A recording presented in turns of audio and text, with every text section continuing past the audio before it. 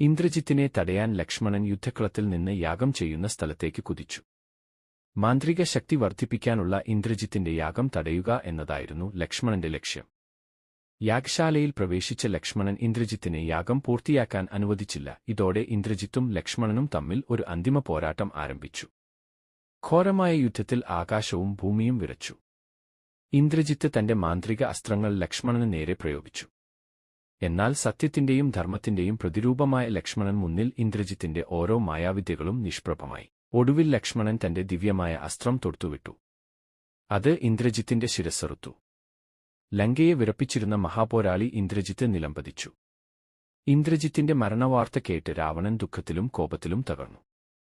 എന്റെ മകൻ, എന്റെ ഇന്ദ്രജിത്ത്, നീ പോയതോടെ ലങ്കയുടെ പ്രതീക്ഷയും അസ്തമിച്ചു എന്ന് രാവണൻ വിലപിച്ചു. കൂടുതൽ കഥകൾക്കായി അമാനുഷിക ലോകം സബ്സ്ക്രൈബ് ചെയ്യുക.